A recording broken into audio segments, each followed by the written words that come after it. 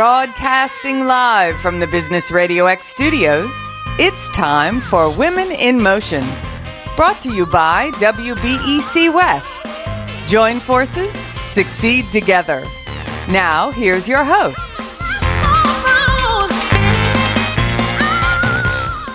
Lee Cantor here, another episode of Women in Motion, and this is going to be a good one. But before we get started, it's important to recognize our sponsor, WeBec West. Without them, we couldn't be sharing these important stories. Today on Women in Motion, we have Allison Monette Cordova, founder and CEO of Cordova Creative. Welcome. Hi, Lee. Thank you for having me. I am so excited to learn what you're up to. Tell us about Cordova Creative. How are you serving folks? Sure. Yes. So Cordova Creative is a marketing, public relations, and digital consulting agency. And we work with folks who are looking to grow their brand, reach new audiences, and really find a strategic and cost-effective way to do this through marketing and digital efforts. So what's your backstory? How'd you get involved in this line of work? Sure. Well, I have been doing marketing communications, public relations in this space for about 20 years. I started my career out as a news reporter. I was working at the NBC station in Eastern Washington. That's where I got my start in reporting. And at the time, I was a one-man band. That's one woman band is what they call it. So you edit, write, report your own stories, you shoot your own video. So it really is an interesting way to get into that storytelling mindset, which I think has really grown with me through the business. But that's kind of how I got my start. And then after doing that for a couple of years, I transitioned into the world of public relations and marketing, primarily working with nonprofits, but it has grown since then to other industries. But during my time as a reporter, I should highlight, I got to do some really cool stuff. I got to interview President Obama while he was campaigning in Oregon during his first term in office. And then also got to interview, Reverend Jesse Jackson and a few other folks in entertainment. So, all in all, it was an amazing experience that kind of set the foundation for eventually going off on my own and having my own business. Now, can you talk a little bit about how kind of that pre-work you do when you're interviewing somebody like a president comes in handy when you're interviewing maybe your client who might be a CEO of a company? Are there some lessons learned from that journalistic lens that translates into the public relations advocacy lens? Yes, that's a great question. There is a lot of prep that goes into it. I think the number one thing is just trying to make the interviewee feel comfortable. And, sometimes when there's someone in front of you with a microphone and a camera, people tend to get a little nervous, right? And certainly someone like President Obama has a team of people who preps him with media training.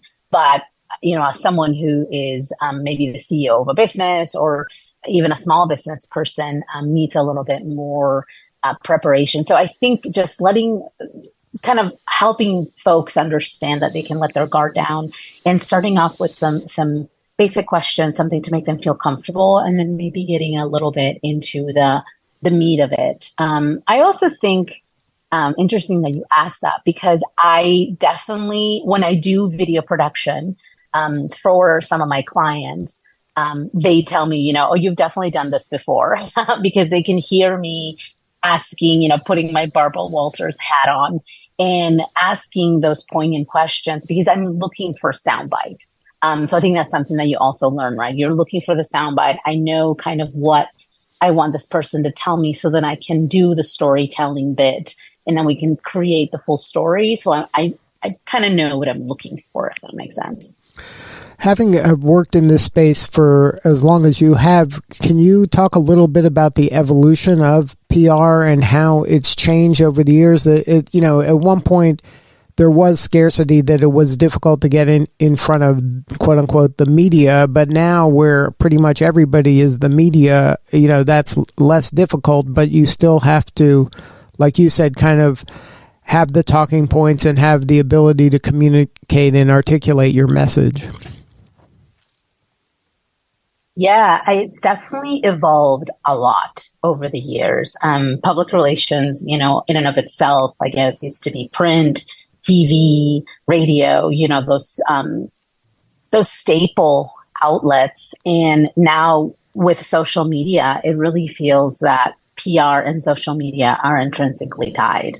I mean, even if you go on TV for a news interview, you're going to post about it on your Facebook and your Instagram to extend your reach, because you never know who's following you on Instagram, right? And Instagram, for example, allows that collaboration, right? So you can collab now with the TV station and the TV station's Instagram account, and that account might have, 50,000 to 100,000 followers. So that's more eyeballs to your product. So I do feel that with the onset, I guess, if you will, of social media, 20 plus years ago, I think it's really evolved in that sense. And also just pitching has also taken on a different form. It feels nowadays that reporters are looking for more juicy things. I mean, reporters have always looked for things that sell, right? But really that storytelling thing, they typically ask for video now, where before you used to be able to just send a photo. Now they really want that video along with that press release, a video news release, or do you have anything that you can share so that they can make it easier for them to share the story and get that publicity. Now, are there any tips you can share? Because you've kind of been on both sides of the camera here. What are some kind of do's and don'ts when it comes to pitching traditional media or even kind of influencer media? Yeah, I think what people struggle with sometimes is thinking about it visually. And sometimes it's not the CEO that should be the person being interviewed.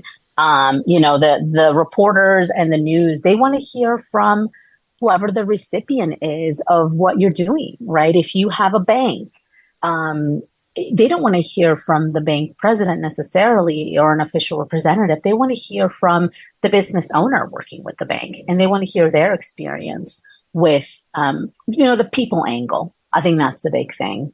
Making sure that there's always a people angle that is applicable to the masses. I think that's the thing with PR, right? If I'm sending a press release out or a media alert for something, is that event open to the public?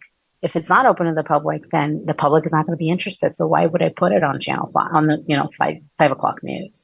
So there always has to be a people angle, again, that telling the story. I think that's a big one when it comes to pitching. Again, something visual.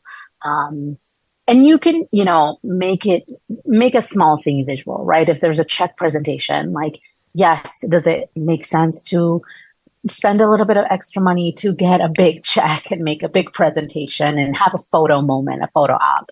Absolutely. I mean, those things still go a long way, again, from that visual side. Show and tell is like one of the biggest things that you learn in reporting at the very onset, right? Show and tell, like, I'm holding this deposition or this affidavit right here from whatever, court case is going on. Like, people still want to see that show and tell. So that's still really big in live shots that you see in like any morning show, Now, is there any opportunities for folks who maybe don't have a PR team as part of kind of their team on how to leverage like maybe their traditional media's editorial calendars or kind of understanding what that media outlet is looking for at any given time? Is there any kind of tips you can share on how to become more aware of that and maybe cater to that and create content on their behalf that would fill those needs that they have throughout the year?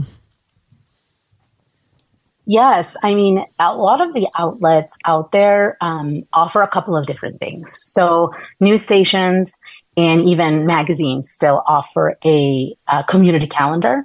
So you can easily put your event in the community calendar that will get to the magazine, as long as the deadlines are online typically. As long as it's by the deadline, your event will get on there. Magazines are always looking for post coverage too. Like if your organization is having a big event or a gala, and you're going to hire a photographer for the gala to take photos, always send those photos to the magazine, because sometimes it will do recaps, right? Like last month, it was XYZ gala, and here's some photos. So those are always good. Also, editorial calendars are typically also online, honestly. A lot of the publications will have their media kits, and that includes an editorial calendar. So you kind of know ahead of time, especially for print, what they're working on, right? Hispanic Heritage Month is coming up September, October. Arts Month is coming up in October. Alzheimer's awareness is in November. So some of these things are always kind of there. And a lot of the times you could do it through a quick Google search, but an editorial calendar is typically going to be online. So I think just a quick search or maybe dedicating some time from your own team, if you don't have a PR person, to do a little bit of research goes a long way. Now, can you share a little bit about maybe the importance of awards and recognition in kind of elevating a business's brand and reputation? Yes, that's a really good one. And another way that I think people sometimes forget. I went to one of my clients, just received an award from a local publication here in Las Vegas. And I showed up to the event, which was a big to-do. And somebody said, "Was this you? Did you nominate us for this?" And I just thought that was so funny because I think people forget sometimes that there is someone, working on the publicity, right? And kind of making those things come to light. Sure. I mean, word of mouth is great, but sometimes you have to toot your own horn, right? And that's what PR is about. So when you have somebody working with you, like a publicist or a company, like they can seek out those opportunities that maybe are sometimes forgotten, right? So recognition for the leadership, but also recognition as an organization as a whole. And there are quite a few opportunities that you can seek out that sometimes people just forget. And I think it is really important to, again, toot your own horn because who else is going to do it for you other than you, right? I think sometimes people forget that. So how would you recommend somebody go about deciding which award is the one that they should nominate for, or which one is maybe, that wouldn't be the right fit? Like, how do you align whatever that award is with kind of mission, purpose, and something that would be in long-term beneficial for your organization? Yeah, I think doing a little research on the publications themselves, I think that would go a long way. There are a slew of publications. I mean, there's, the regular magazines, for example, that go out on a monthly basis or a weekly basis in your market, but that there's also trade publications, right? If you're in real estate, there's going to be maybe like a realtor magazine or realtor specific award or nonprofit specific awards, healthcare specific awards. So I think there are, lots of publications and lots of different outlets that you can seek out that you might not know about. Locally in every market, there's also always the chambers of commerce. I mean, that's also something like a local chamber organization, a Rotary Club. I mean, they're giving awards out. So there's, lots of opportunity. I think it's just, like you said, a matter of aligning kind of like what your goals are. In which areas do you want to grow in as far as audience, right? Which audience are you trying to reach? And again, to that point of making it an integrated marketing plan, which is essentially like you're putting that recognition, making sure that goes out on your newsletter, that recognition goes out on your social media, so that put it on your website so that folks are knowing and seeing it multiple times. Now, when it comes to awards, is it something that is it a better idea to kind of start at maybe a lower level award and then work your way up to a more prestigious award, or should you just kind of go for it like it doesn't matter? I think any opportunity is a good opportunity, right? There's no such thing as bad PR. I think, again, depending on the publication, I think that's important to kind of like dole out. I will say, I think most people know, and maybe they don't know, but there are some that will come across your desk that are like, hey, they're kind of a paid opportunity, right? So they want you to place an ad in this magazine, and as such, you will be named in this list. So I would caution folks on those paid opportunities. I think there are still a lot of opportunities out there that are earned media. So earned media means it doesn't cost you anything. It's just literally you're nominating someone and they will earn it, based on their merit, if you will, and not so much a paid opportunity. So I would definitely caution on those ones that are a little bit paid. But overall, I don't think that there's a bad one to apply for, as long as, again, if it makes sense for your brand and it's in alignment. And then, like this is like you mentioned, you can get a lot of mileage out of this. So if you get nominated, then that's something you might be able to pitch to the media. Or if you win, you could pitch that to the media as a media opportunity. Like you can kind of get more bang for your buck for the effort. Absolutely. Absolutely. Like once you're in and you get that award, then, again, like back to my client who just received this award. I mean, we're getting her on a one-on-one interview show that goes out on a weekly basis on a local TV station now through that award. I think he was picked up by a national, kind of a trade publication as well. So that recognition then just starts to make waves, right? And I think over social media, I mean, we placed it on LinkedIn and it just blew up. And same thing on Instagram as like the most liked post that month because people just like that, they like to see when folks are recognized and they're like, great job, you're doing so I think overall it's a really good strategy.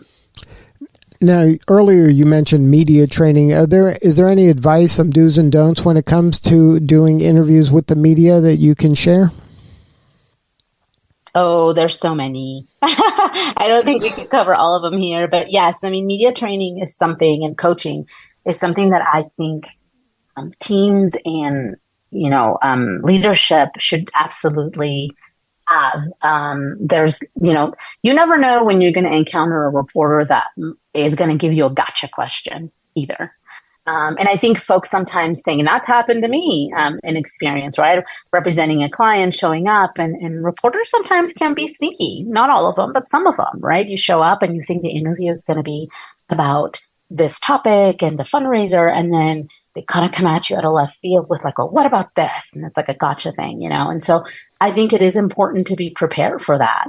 And there are tools. There are absolutely tools and things. There's things that you can do to block it. Block the question and try to, rephrase the answer or rephrase the question. Like there's lots of tools and things that, I offer folks in like media training. But I think media training is a key thing that folks should really consider. And sometimes, you think you're like, oh, well, how hard can it be? A live interview, it's just only going to be 3 minutes, but then the camera goes in front of you and then you kind of freeze and you're like, oh goodness, I forgot everything I had to say, So talking points, I mean, having the talking points, there's no shame in having a little note card, even if it's just a live interview, you can have some notes with you. Talking points are key. Certainly when an interview is not live, you can, say, oh, can I start over again? Right? Oh, let me start again because you get confused or you didn't quite get started like you wanted. So that's the benefit of not doing a live interview. But I mean, there's lots of things that people can do. Yeah, something that when people ask me when they're preparing for an interview with me on the show, I say always have like an anecdote at the ready that kind of illustrates whatever it is, the point you're trying to make or what makes you unique and special. So stories to me are a great way for somebody to convey expertise and authority when they're doing an interview. Yes, I love that. See, Lee, you're a pro. Like, you already know, right? You could probably give media training advice to folks. I love it. Well, when you do something a few thousand times, you start figuring things out. Now, can you talk a little bit about why it was important for you to get involved with Webeck West? Yes. So, I've thought about opening up my own business for a couple of years now. And, it all just kind of happened. And I think I've been really blessed to be connected with some great people. I think overall, there's so many great resources out in the community for women entrepreneurs. And I came connected, I got connected with Webeck West through Chase. Chase has made a very conscious effort to support diverse businesses and minority businesses. And as part of that commitment, I was connected to somebody at Chase who one of the first things they said was, you have to, become certified. Like this is one of those things that is going to be great for your business. And honestly, so far, it's been amazing. I've made some really great connections with other folks and other women business owners and advice, right? Getting advice, getting some lessons learned right off the bat. And even locally here in Las Vegas, like there's 2 or 3 other Weebies that I connect with, and I see them and I'm, oh, are you a Weebie? I'm a Weebie. Oh, great. This is such a great connection. And you immediately have that connection and someone to go to. So it's been really valuable. Now, can you share a story about your work at Cordova regarding an impact you made with a client? Maybe share the problem they had. You obviously don't name the name of the client, but maybe share what they were going through and how you were able to help them get to a new level through your work. Yeah. I think storytelling is a big piece for folks. A lot of the times, like I had one client who came to me and they're like, okay, well, we have our website and we have all of our materials and we have our brand. But now we feel like we're still not resonating. Like people are not getting us. They're still not understanding what we do or what we're trying to do. So something that I worked with them on was putting together some storytelling pieces. Video was part of that. But also, I specifically asked them, I said, do you want a highly produced video or do you want something that's more organic? And they specifically said, no, we want something that's more organic. We want a social media type video, right? So that is really big these days. Like, again, think about how we consume information. A lot of folks are on Facebook. A lot of folks are on their phones. And that's just how people are consuming the info. So we did something that was like storytelling specifically for social, but then we also went another step, right? A step further and took that onto like a blogging type thing. So where you're doing storytelling via blog and we put that on their website and then they put that on their newsletter. So again, really telling the story of, again, like I was saying at the beginning, the recipient of the services. And this particular client is in education. So, it's like hearing from teachers, hearing from principals, hearing from administrators, students, youth, folks that are involved in this, curriculum things and the projects that they're doing. But it's not so much the head, right? Because the state superintendent of education in Nevada is involved with this project. And so, yes, we hear from her, but we also hear from the folks that are involved in other areas. So who is your ideal client? You mentioned early on nonprofits. Do you have an ideal client at this point? Our ideal client is really anyone that is a mission-driven company. I mean, a lot of the times we do work with nonprofits. And I would say, a lot of my experience has been with working with nonprofits in Nevada, Catholic Charities of Southern Nevada, Girl Scouts, United Way. I mean, these are folks that I've worked with for many years. But, in general, we do have other clients. We have real estate clients. We have some healthcare clients. So there are other I think everyone needs help with their brand, right? Again, trying to reach new audiences, trying to grow your brand. So, our ideal client is essentially anyone with, a mission-driven organization. And that really could be anybody. So what do you need more of? How can we help you? Oh, man. Well, that's a great question. I'm really looking forward to going to the conference is actually here in Las Vegas, the WeBeg West conference in September. And I cannot wait for the connections that I'm going to make there. I think the connections, like there's a connection with Blue Cross Blue Shield that I'm looking forward to there. And the networking will be key. I think, my business is, we talked a little bit more about PR throughout this, but we do so much more. I mean, we do social media, we do marketing strategy altogether, branding. I also have a web team within my team. So we help folks with websites and developing their websites. Because I think that is a big struggle too. Lots of folks' websites are, very heavy, copy heavy, and revamping those areas. And websites is something that I've worked on for a long time in my career as well. So, I mean, you name it, I've done it. And so really trying to help folks with their overall marketing. So I think, those are the biggest things. I'm always looking for more followers on social media. So connect with me on LinkedIn. Cordova Creative has a LinkedIn page and an Instagram account as well. So if you want to know what we're up to, that's where we are. Yeah, please share your website and any of the socials. That'd be great. Yes. So our website is cordovacreative.com. And our Instagram is at Cordova Creative without an E at the end. So it's creative with just the V.